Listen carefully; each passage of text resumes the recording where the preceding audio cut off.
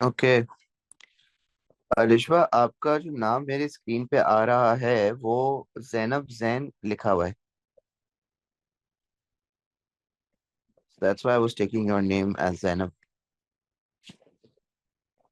खैर, alright, let's start today's session, and today we are going to discuss a new chapter.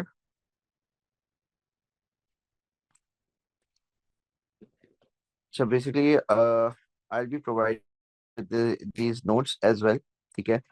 और ये notes जो हैं वो काफ़ी कॉम्प्रिहेंसिव है इन केस दैट के बेसिकली इन नोट्स के अंदर आपको सारी डिटेल्स मिल जाएंगी, the details that you want to learn for your paper and score a good grade in it. ठीक है। So let's talk about business growth today, के बिजनेसेस किस तरीके से जो है वो ग्रो करते हैं। नाउ, सबसे पहले तो क्योंकि there are some new students who have joined today, तो let's talk about the basics of business first, के बिजनेस एक्टिविटी होती क्यों है। जी Zainab, are you aware of why does business activity takes place? To earn money. Business activity takes place to earn money. Okay. और basically इसको हम कहते हैं प्रॉफिट। बिजनेस की टर्मिनोलॉजी में हम इसको कहते हैं प्रॉफिट कमाने के लिए। और जाहिर सी बात है, वो प्रॉफिट किस तरीके से कमाते हैं? वो प्रॉफिट इस तरीके से कमाते हैं कि वो सेल करते हैं गुड्स एंड सर्विसेज, ताकि वो प्रॉफिट अर्न कर सकें। ठीक है। और ये गुड्स एंड सर्विसेज बनते कैसे हैं? ये गुड्स एंड सर्विसेज बनते हैं बाय रिसोर्सेज। रिसोर्सेज का इस्तेमाल किया जाता है जो कि कंट्री के अंदर अवेलेबल होती हैं। और इन रिसोर्सेज के साथ साथ इन रिसोर्सेज की हेल्प से जो है वो बेसिकली आपकी गुड्स एंड सर्विसेज प्रोड्यूस हो रहे होते हैं। और ये रिसोर्सेज बेसिकली आपके चार तरीके के होते हैं। Land, which provides you all the natural resources. जैसे कि कॉटन की अगर हम बात करें, हम लोग अगर कोई क्लोथिंग बिजनेस स्टार्ट करते हैं, तो cotton is the natural resource that we will have.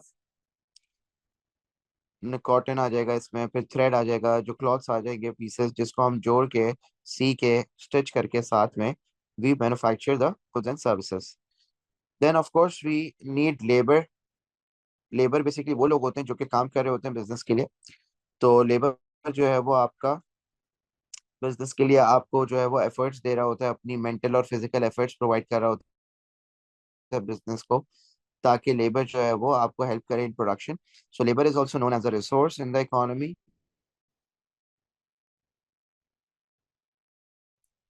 फिर उसके बाद बिजनेस कैपिटल वो पैसा होता है जो बिजनेस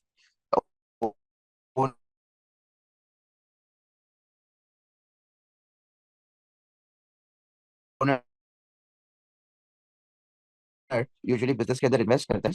और capital can also be set के आप कोई पैसों से अपने कोई मशीनरी खरीद रहे हो, और वो मशीनरी जो है वो आपकी हेल्प कर रही है in producing goods and services. तो कैपिटल बेसिकली आपका वो भी होता है जो कि आप गुड्स एंड सर्विसेज प्रोड्यूस कर रहे होते हैं। ठीक है। That's also your capital. And then we have enterprise, that is the risk taking ability।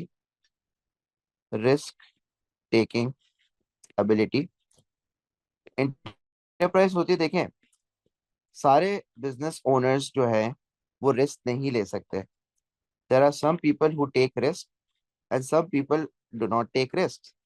जैसे कि फॉर एग्जांपल, अगर मैं बिजनेस स्टार्ट कर रहा हूँ, मैं रिस्क ले सकता हूँ, हो सकता है मेरा दोस्त जो है वो रिस्क टेकिंग ना एबिलिटी उसके अंदर ना हो। तो basically enterprise is the risk taking ability, कि आपको बिजनेस स्टार्ट करने के लिए you should be able to take the risk as well. ठीक है। तो ये चार रिसोर्सेज को कंबाइन किया जाता है to produce the goods and services.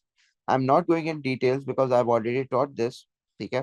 तो अभी मैं आपकी कोई एक्स्ट्रा क्लास रख लूंगा, सही है, जो बच्चे नए आ रहे हैं उनकी एक्स्ट्रा क्लास रख लूंगा, ताकि उसमें ये होगा कि हम लोग इसको अलग से डिटेल में कवर कर लेंगे। तो आज का टॉपिक हमारा है बिजनेस ग्रोथ। तो बिजनेस ग्रोथ जो होता है basically, what is business growth? अगर मैं बिजनेस ग्रोथ को डिफाइन करूं, तो बिजनेस ग्रोथ क्या होता है? Can anyone say what is business growth? Growth क्या होती है बिजनेस की, बच्चों? You can also give a general answer if you want. अगर आप बिजनेस स्टार्ट करते हैं, so what will be the growth of the business? Haziq, Usman, Zainab. Probably like starting more chains of the business, okay, franchise. Okay, very good. ठीक है, Usman, what is business growth?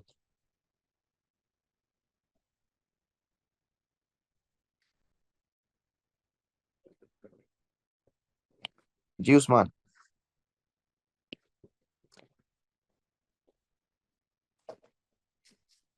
Hello. Increase in sales and profit. अच्छा, ठीक है।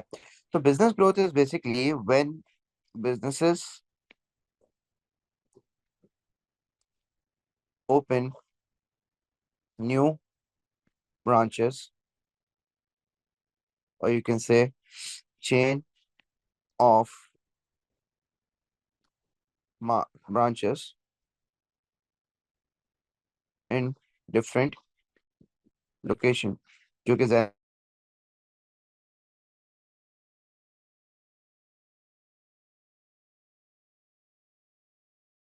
जैनब आपने बता कि okay भाई, अगर मैं इसको बिजनेस की टर्मिनोलॉजीज में लेकर आऊं, तो what will it be?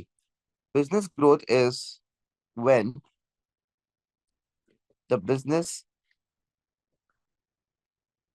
increases, or when the businesses increase their size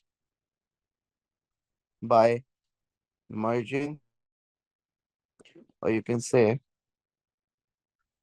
by either opening new shops of their own, or by taking over other businesses, or by taking over other businesses, or by taking over other businesses. So business growth is when the businesses increase their size by either opening new shops or taking over another businesses. या तो businesses खुद अपनी shops खोलते हैं और grow करते हैं, या फिर वो किसी और business को take over करते हैं, सही है, या उनके साथ merge कर लेते हैं ताकि वो उनके साथ मिलके काम कर सके। ठीक है, so this is what business growth is. Now, if we talk about the methods of business growth, कि business grow किस तरीके से करता है, so there are two methods that the business usually uses to grow their businesses. So methods of business growth की अगर हम बात करें, so there are two methods that the business use to grow. Number one is internal growth. Now, what do we mean by internal growth? Internal growth is when a business opens its new branches, comma, shops, factories on its own. Internal growth होती है जब business खुद अपने business को grow कर रहा होता है by opening new branches, new factories at different location. For example, अगर हम लोग एग्जाम्पल देखें इसमें, तो इम्तियाज की एग्जाम्पल लेते हैं। Imtiaz super store is growing by opening is growing by opening its stores at multiple locations. तो जब मल्टीपल लोकेशंस पे आप खुद अपने बिजनेसेस को शॉप्स खोल रहे हो या ब्रांचेस खोल रहे हो, so that is known as internal growth. ठीक है, तो जैसे कि हमने एग्जांपल दी इम्तियाज की, तो इम्तियाज देखें, इम्तियाज की गुलशन के अंदर भी ब्रांच है। Imtiaz has a branch in DHA, Tariq road, Bahadurabad, North Nazimabad. सही है, तो मतलब it has multiple branches even in different cities. Basically उनकी जो है वो रावलपिंडी में भी जो है वो एक ब्रांच खुली हुई है, लाहौर में भी एक ब्रांच खुली हुई है। So basically this is internal growth. Imtiaz ने किसी और सुपरमार्केट को, जैसे कि केयरफॉर हो गया या स्पार हो गया, मतलब किसी और या नाहीद हो गया, तो किसी और को नहीं खरीदा उन्होंने। ना ही उन्होंने किसी दूसरे बिजनेस को टेक ओवर करा। सिंपली वो क्या कर रहे हैं, वो अपनी खुद ग्रोथ कर रहे हैं, अपने खुद ब्रांचेस और शॉप्स खोल रहे हैं। फॉर एग्जाम्पल, आप एक रेस्टोरेंट स्टार्ट करते हैं, तो वो रेस्टोरेंट को आप एक इंटरनली कैसे ग्रो करेंगे? वो रेस्टोरेंट को आप इंटरनली इस तरीके से ग्रो करेंगे जब आप उसकी ब्रांचेस खोलेंगे at multiple locations. So that is known as internal growth. Is that clear बच्चों, समझ आ रही है बात? Guys, did you get what internal growth is?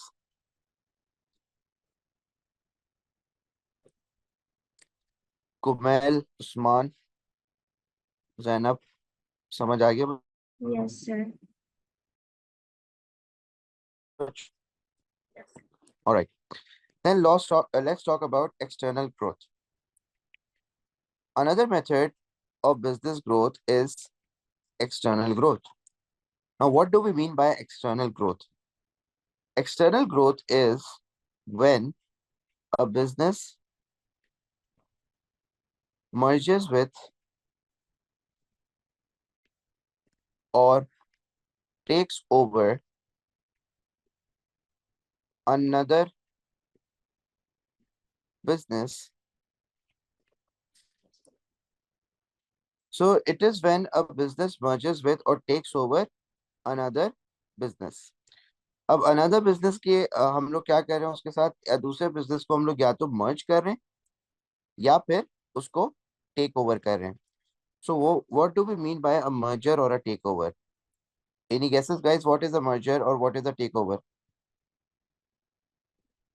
Merger is when two businesses come together as one. So when two businesses come together or join together and they become a single business, that is known as merger. For example, two A-level colleges, two A-level colleges merge together to become a single A-level college. For example, दो colleges आपस में मर्ज हो गए और वो एक single college बन गया, so that is known as merger. So merger is when two businesses come together and they become a single business. So for example, Imtiaz और नाहिद अगर मर्ज हो जाती हैं, चेज और इम्तियाज मर्ज हो जाते हैं, सही, तो चेज और इम्तियाज जब मर्ज हो जाएंगे, so they will become a single business, ठीक है, and they will start operating as a single business, ठीक है। However, takeover is a little bit different. Takeover में क्या होता है? Takeover is when one business completely buys out the assets of another business. For example, recently in 2018, basically आपका जो Twitter है, Twitter को खरीदा था आपके स्पेस एक्स के ओनर ने, Elon Musk. So basically Twitter का नाम भी चेंज हो गया, ट्विटर की एग्जिस्टेंस भी जो है वो खत्म हो गई। जो ट्वीट होते थे पहले से, जो ट्विटर होता था पहले, वो अब चेंज होके एक्स बन गया, ठीक है। So basically this was a take over. Take over में क्या होता है कि आप किसी और बिजनेस को कंप्लीटली खरीद लेते हो, ठीक है, और वो जो बिजनेस है वो एग्जिस्टेंस से खत्म हो जाता है, ठीक है। फॉर एग्जाम्पल, इन पाकिस्तान जा एक टाइम पे वारिद एक कंपनी होती थी which was also a networking company. जैसे आपकी सिम जो होती है ना, यूफोन की, जैज की, वारिद की, तो basically these are the companies that are providing you the network. तो basically Warid was a company which was taken over by Jazz. तो जैज एक कंपनी है, मोबलिंग जैज, आप लोग के पास होगी उसकी सिम भी। सो मोबलिंग जैज टुक ओवर वारिद, सही है, इन 2003-4 आई गेस। तो basically that was a take over कि जब वारिद की एग्जिस्टेंस खत्म हो गई। मर्जर में क्या होता है? मर्जर में जो है वो दोनों बिजनेसेस अपनी अपनी एग्जिस्टेंस खत्म करके आपस में मिलकर काम करना शुरू कर देते हैं। टेक ओवर में ऐसा होता है कि एक बिजनेस दूसरे बिजनेस की एग्जिस्टेंस को खत्म कर देता है। सो टेक ओवर में जब एक बिजनेस दूसरे बिजनेस को खरीद रहा होता है, so that is known as a take over. तो एक्सटर्नल ग्रोथ आपकी जो है वो इन दो तरीके से होती है, मर्जर और टेक ओवर की। And there are different types of mergers and takes over as well. So now let's discuss the types of mergers and takeovers.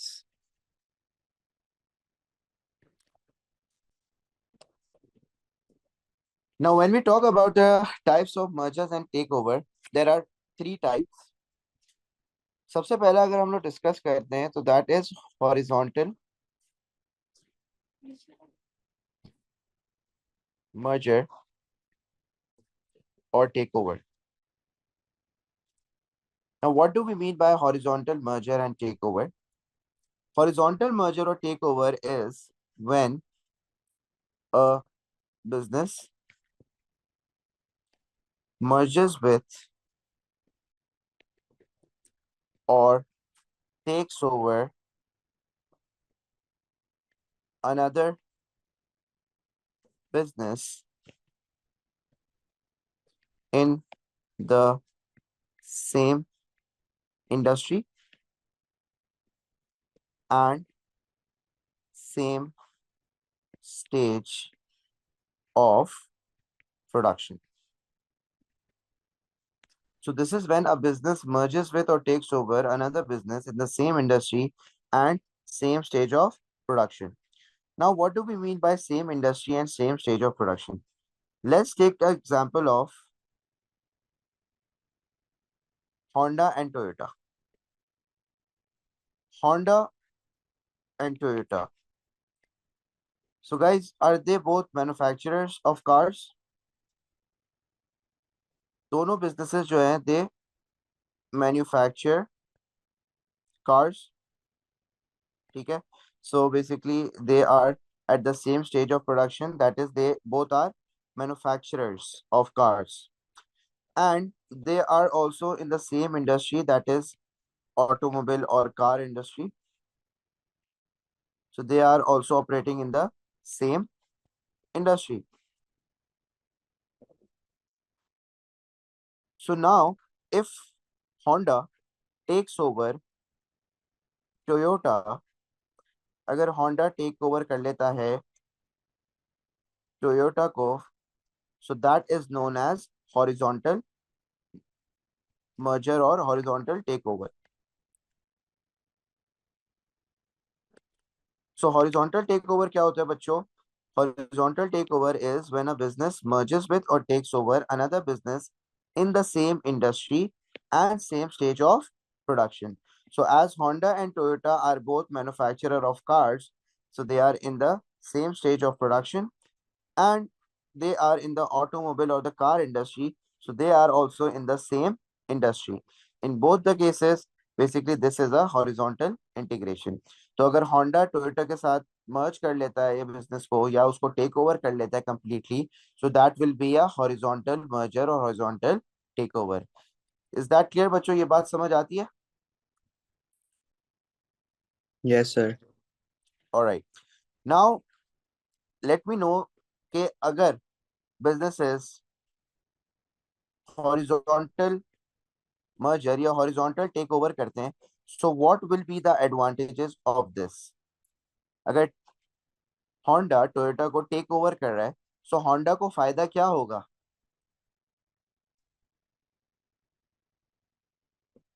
जी बच्चों, what will be the benefit of horizontal integration?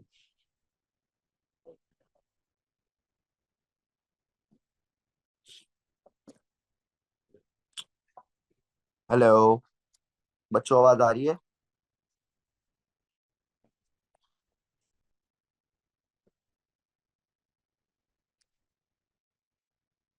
There are 4 students माशाल्लाह और सब mute करके बैठे हैं। Guys ऐसे class नहीं होती, आपको इंटरैक्ट करना पड़ता है क्लास के अंदर। If you guys don't want to interact, you guys can leave the class. मेरे पास टाइम है और भी दूसरी चीजें करने का भाई। आप लोग अगर इंटरैक्ट नहीं करेंगे, आप लोग को समझ ही नहीं आएगा कुछ।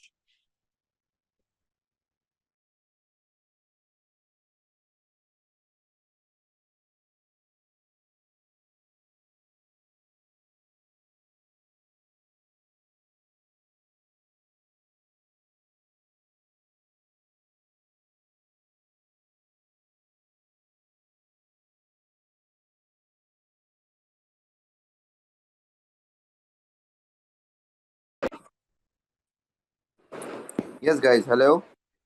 Anyone advantages of horizontal integration or horizontal takeover? Reduced क्या फायदा competition. होगा? ओके सबसे पहले तो रिडक्शन इन कंपटीशन होता है, बिल्कुल सही, reduction in competition. So definitely there will be a reduction in competition. Why? Because over here when Honda and Toyota are operating in the same industry, so that means they will be competing with each other as well. So now when Honda takes over Toyota, तो Honda के पास एक advantage ये आ जाएगा कि there will be a reduction competition. Any other advantage, guys? जी, और क्या benefit हो सकता है?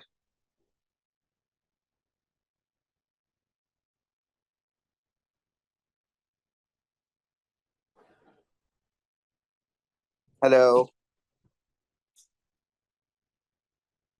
Also, there will be an increase in customers, right? Increase in number of customers. Because क्या होता है कि Honda ने Toyota को टेक ओवर करा, तो जब Honda Toyota को टेक ओवर करेगा तो Toyota के कस्टमर्स कहाँ पर आ जाएंगे सारे? The customers will now become Honda's customers. Can you guys see the screen?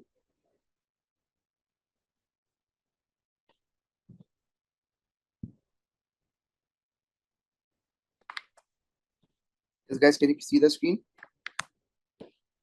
All right. No. अब दिख रही है स्क्रीन, दिख रही है आप लोगों को बच्चों? Yes, sir. Yes. Okay. So there will be increase in the number of customers as Honda will take over Toyota.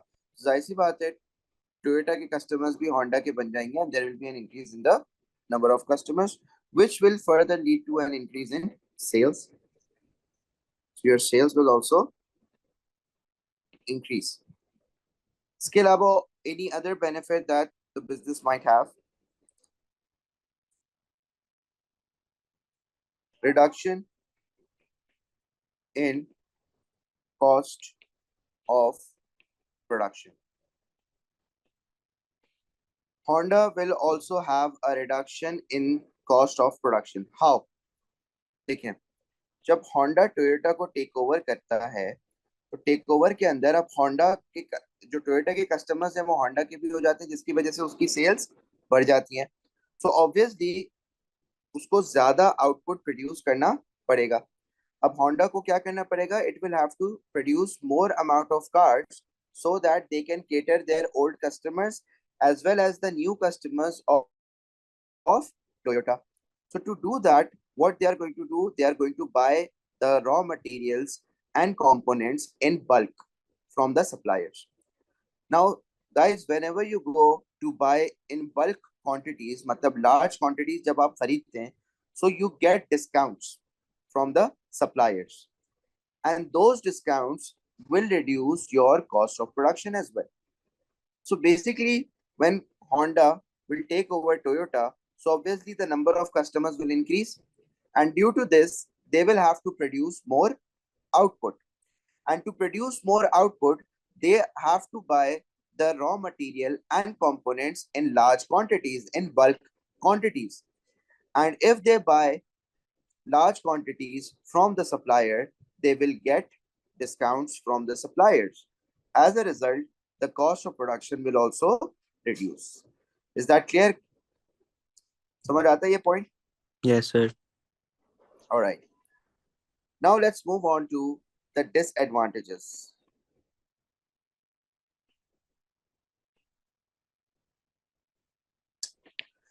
Now, what can be the disadvantages of horizontal growth? Unemployment. Huh? Unemployment. Okay, that will be a disadvantage to a country. Of course, आप जब Honda को take over करेंगे, so there will be an unemployment. लेकिन जब आप workers को निकाल रहे होंगे, so you have to make sure कि आप workers को जब निकालेंगे, तो आप उनको कुछ payments दें ताकि वो survive कर सकें. और else क्या होगा? आपकी reputation market में खराब हो जाएगी. So the reputation of the business might decrease if they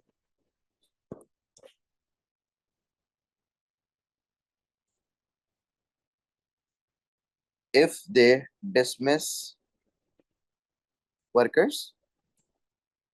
जाहिर सी बात है. For example, let's suppose there was a marketing manager of Honda and there was a marketing manager of Toyota. When Honda takes over Toyota, तो अब यहाँ पे दो marketing manager हो गए. अब दो मार्केटिंग मैनेजर का होंडा क्या करेगा? जाहिर सी बात है, एक को उसको डिसमिस करना पड़ेगा. तो जब वो डिसमिस करेगा तो जाहिर सी बात है, there will be multiple people leaving the organisation, और उसकी वजह से it can damage the reputation of the business as well. Dismissed the a large amount of people. Secondly, management sir issue. Yes. Sir अगर जैसे कि demand बहुत ज़्यादा increase हो जाएगी क्योंकि एक कंपनी हो गई, तो क्या पता वो डिमांड केटर ना कर पाए कंपनी. बिल्कुल ऐसा हो सकता है. There can be capacity shortage. That means कि आप जो है वो ज्यादा प्रोड्यूस नहीं कर पा रहे क्योंकि आपकी डिमांड बहुत ज्यादा बढ़ चुकी है, and now you don't have enough resources to produce the goods. That can also be a disadvantage. So basically आपके मैनेजमेंट इश्यूज आ सकते हैं. There it can be difficult to control the business. तो that problem can come in this only. Basically, management issues such as you cannot manage the inventory, you cannot manage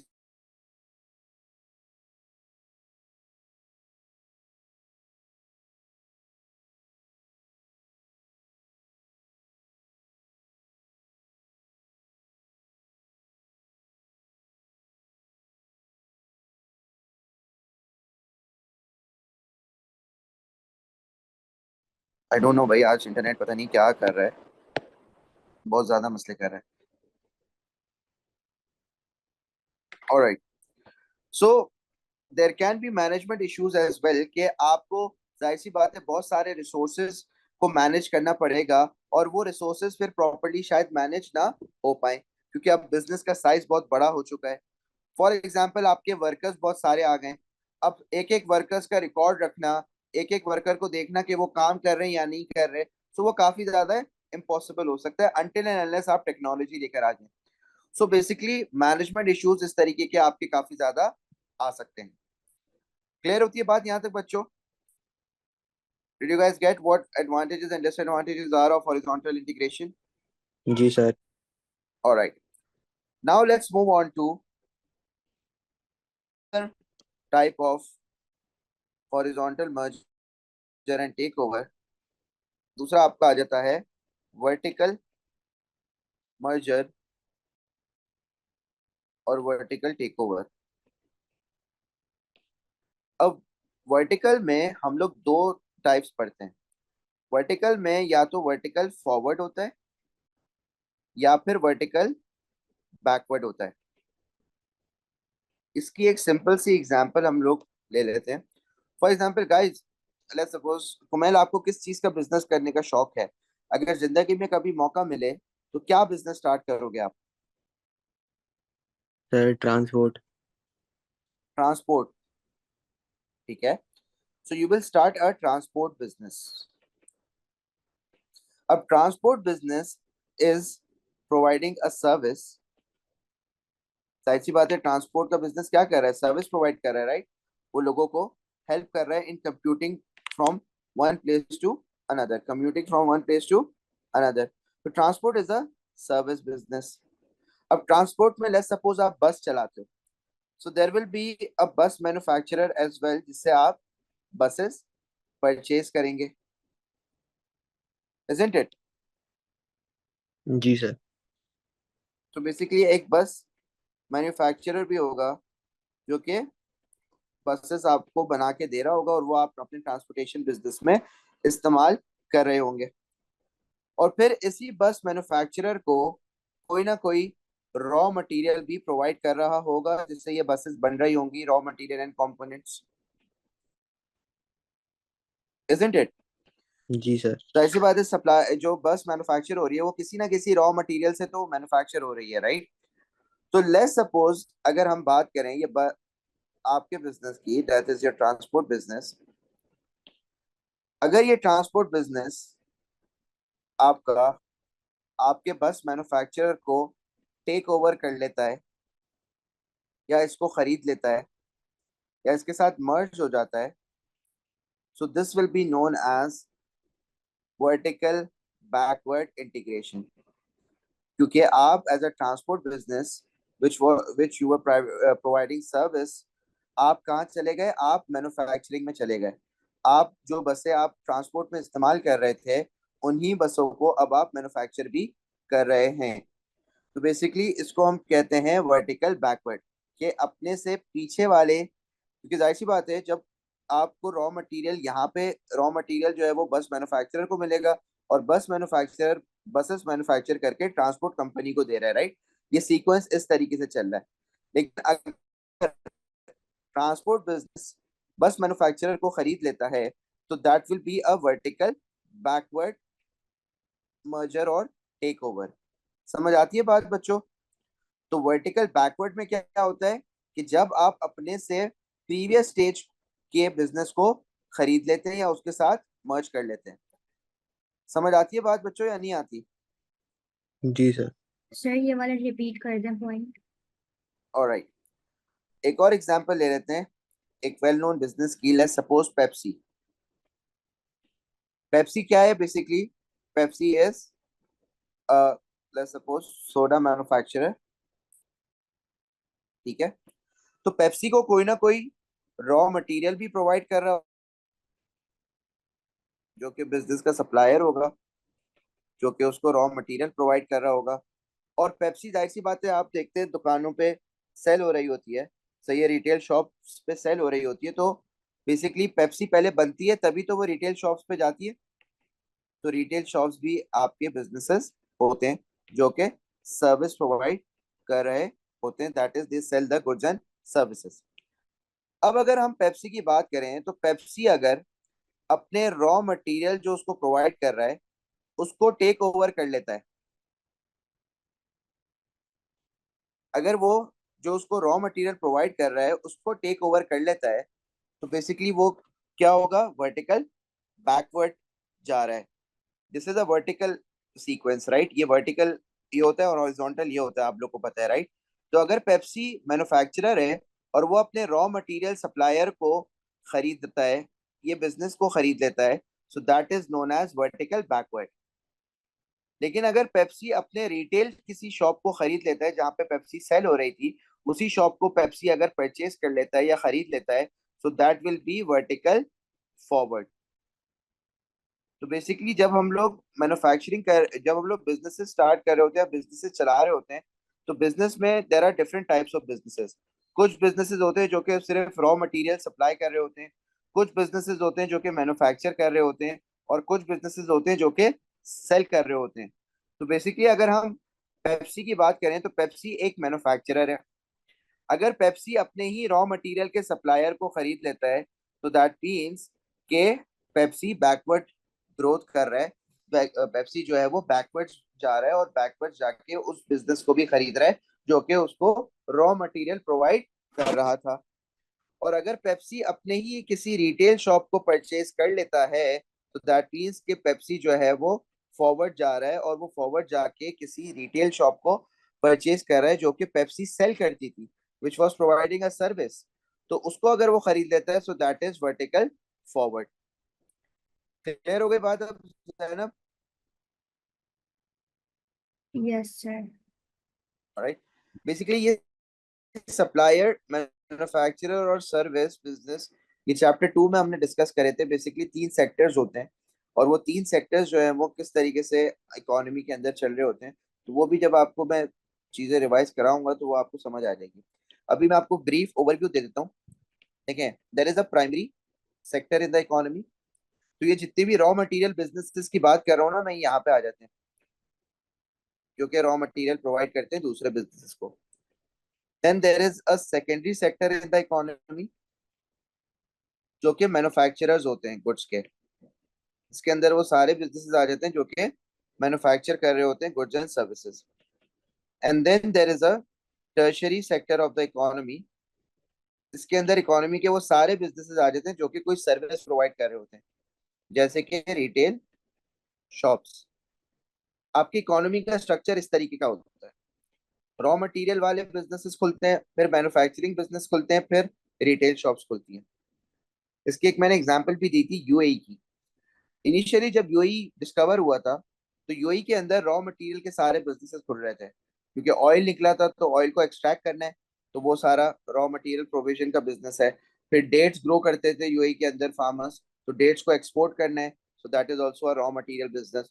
फिर उसके बाद camel meet, fish meet, ये भी जो है वो export होता था, तो that was also a raw material business. फिर उसके बाद बहुत सारे मैन्युफैक्चरिंग बिजनेस भी वहां पे खुलने लगे. कार मैन्युफैक्चरर्स भी वहां पे बिजनेसेस खुलने लगे, टेक्सटाइल मिल्स लगी वहां पे. तो बेसिकली सेकेंडरी सेक्टर उनका बढ़ गया, मैन्युफैक्चरर्स खुलने शुरू हो गए. And now Dubai is a hub of tourism and services. तो बेसिकली वहां पे अब होटल्स बहुत ज्यादा खुल गए हैं, टूरिज्म कंपनीज बहुत सारी हो गई हैं, और रिटेल शॉप्स भी बहुत सारी खुल चुकी हैं. तो इकोनॉमी के अंदर इस तरीके से ट्रांजिशन आती है. तो अगर हम लोग बात करें तो इकोनॉमी का एक वर्टिकल स्ट्रक्चर होता है, that is a raw material provider, a manufacturer and a retailer in the economy. तो अगर एक मैन्युफैक्चरर एक रॉ मटेरियल के सप्लायर को खरीदता है, तो उसको हम कहते हैं कि ये ग्रोथ कर रहा है, लेकिन ये वर्टिकल बैकवर्ड ग्रोथ कर रहा है, because it is going to a previous stage of production. मतलब कि रॉ मटेरियल प्रोविजन जो है वो पहले आती है, फिर उसके बाद मैन्युफैक्चरिंग आती है, राइट. अगर आप 2 से 1 पे चले जाओगे तो that will be backwards. Similarly यहाँ पे ये अगर 1 है, ये 2 है और ये 3 है, so if you are going from 2 to 1 और 3 to 2, so that is vertical backward. इसी तरह अगर रिटेल शॉप की बात करें, अगर एक मैन्युफैक्चरर रिटेल शॉप को खरीद लेता है, so that is vertical forward. क्योंकि अब मैन्युफैक्चरर जब प्रोडक्ट बनाएगा फिर उसको बेचेगा, तो बेचने के लिए अगर वो रिटेल शॉप को खरीद लेता है, so that is basically vertical forward. So this is like 1 2 and 3. तो अगर आप 2 से 3 पे जा रहे हो या 1 से 2 पे जाओगे, तो that will be vertical forward. I hope ये थोड़ा सा अब आपको क्लियर हो गया हो. बच्चों समझ आ गया ये? जी sir. Yes. So vertical forward और वर्टिकल बैकवर्ड की अगर हम डेफिनेशन देखें, so vertical forward is when a business merges with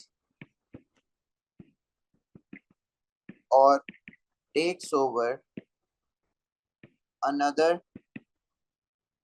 business in the same industry but at a later stage of production. Later stage क्यों? जैसे यहाँ पे manufacturer के बाद रिटेल की काम आती है, राइट. तो it is a later stage of production. सही है. रॉ मटेरियल अगर मैन्युफैक्चरर को खरीदेगा, so it is a later stage of production. So यहाँ पे एक डिफरेंस ये आता है कि वो इंडस्ट्री तो सेम होती है. जैसे आपकी ट्रांसपोर्ट इंडस्ट्री में आपका मैन्युफैक्चरर भी ट्रांसपोर्ट इंडस्ट्री का था, और आपका रॉ मटेरियल प्रोवाइडर भी ट्रांसपोर्ट इंडस्ट्री का.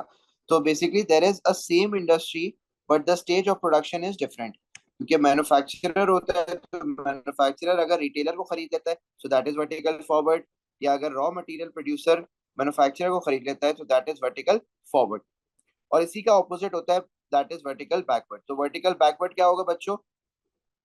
It is when a business merges with or takes over another business in the same industry but at a, सिर्फ एक वर्ड चेंज होगा यहाँ पे, क्या? लेटर की जगह क्या आ जाएगा? Earlier. Earlier stage of production. Very good.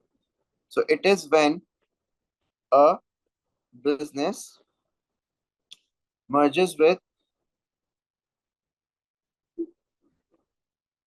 or takes over another business at earlier stage of production. Is that clear? समझ आती है बात यहाँ तक? जी सर। Alright. फिर उसके बाद हम लोग बात करते हैं एडवांटेजेस की। तो वर्टिकल फॉरवर्ड ग्रोथ करें या वर्टिकल बैकवर्ड ग्रोथ करें, सो what will be the advantages of vertical merger और टेक ओवर? सोचिए जरा क्या फायदा हो सकता है कि आप अगर वर्टिकली फॉरवर्ड जा रहे हैं या वर्टिकली बैकवर्ड जा रहे हैं, so what can be the benefit of it? Sir एक प्रोडक्ट की कॉस्ट बहुत कम कर सकते हैं। ओके, फॉर एग्जांपल इफ अगर आप वर्टिकल बैकवर्ड जा रहे हैं तो आप रिसर्च एंड डेवलप कर सकते हैं और नए प्रोडक्ट्स बना सकते हैं, नए रॉ मटेरियल बना सकते हैं, जिसकी वजह से कॉस्ट कम हो जाएगी। सो research and develop new materials for the product. फिर you can have direct contact with the customers. जाहिर सी बात है जब आप एक रिटेलर बन गए, from only being a manufacturer now you have become a retailer, so you can get customer information. क्योंकि कस्टमर कहाँ से खरीदता है? कस्टमर डायरेक्ट फैक्ट्री थोड़ी आता है खरीदने, कस्टमर रिटेल शॉप के पास आता है, कस्टमर सुपरमार्केट के अंदर आता है। तो बेसिकली वो रिटेल शॉप जो है आपकी, सही है, वो आपको इंफॉर्मेशन देगी about the customer, and you can have a direct contact with the customers as well, and can gain information. तो कस्टमर इंफॉर्मेशन आपको काफी ज्यादा मिल सकती है। और इसके अलावा क्या बेनिफिट होगा बच्चों? Profitability will increase. ओके, अब एक बिजनेस की जगह दो बिजनेसेस आप चला रहे हैं तो प्रॉफिटेबिलिटी कैन इंक्रीज। और इसके अलावा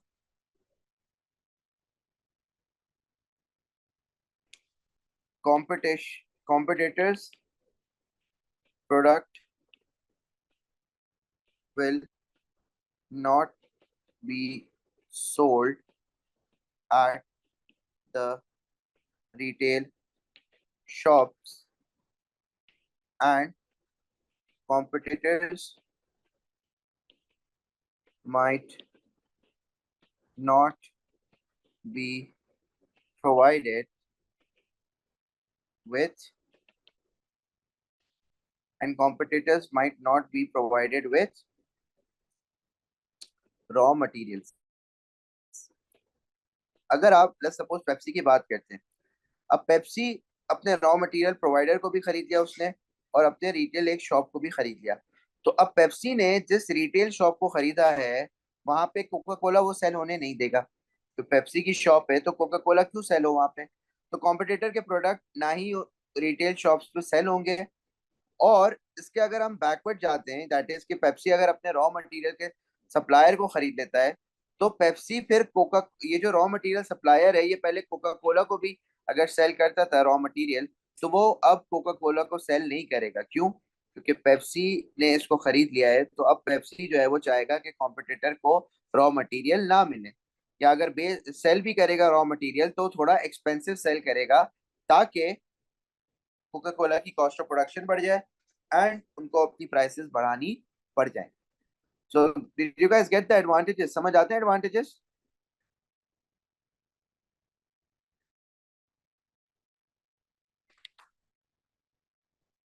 जी बच्चों, समझ आ Yes. गया? Alright, now let's move on to the disadvantages. What can be the disadvantages?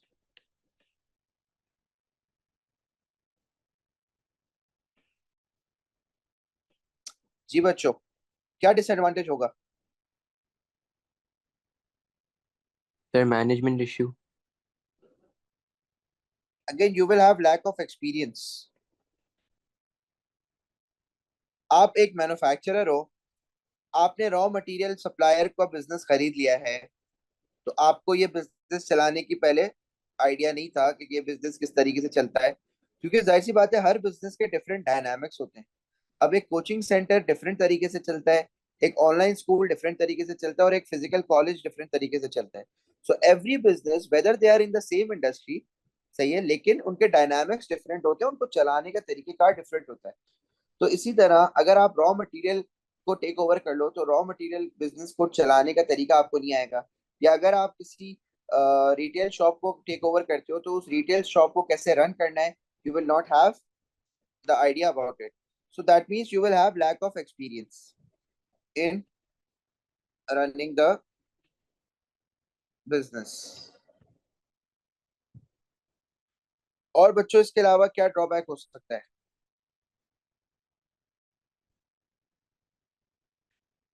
Customers might stop purchasing due to uncompetitive behavior। अब कस्टमर्स क्या करते हैं, कस्टमर्स को देखें हमेशा ज्यादा ऑप्शंस चाहिए होते हैं। अगर आप किसी शॉप पे जाते हो, अगर आपको एक ही ब्रांड का प्रोडक्ट मिल रहा हो, आप उस शॉप से शायद प्रोडक्ट ना खरीदें, आप किसी और शॉप पे जाना पसंद करेंगे जहां पे you have a wide variety of choices.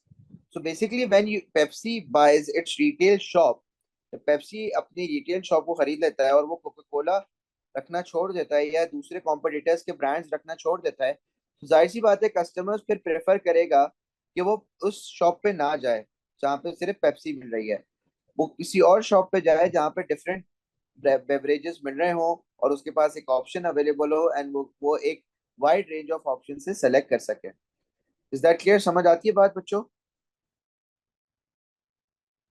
Ji sir. All right. So these are the two methods of business external growth. So let's keep it till here today. तो हमने बिजनेस ग्रोथ डिस्कस करा था। तो business growth is when the business increase the size, और इसके अंदर हमने दो मेथड्स डिस्कस करे थे, that is internal growth and external growth. और एक्सटर्नल ग्रोथ में हमने डिस्कस करा था कि बिजनेस मर्जर और टेक ओवर करते हैं दूसरे बिजनेसेस के साथ। And then we discuss the types of merger and take over which includes the horizontal merger. Horizontal merger में सेम इंडस्ट्री और सेम स्टेज ऑफ प्रोडक्शन के बिजनेसेस को टेक ओवर किया जाता है।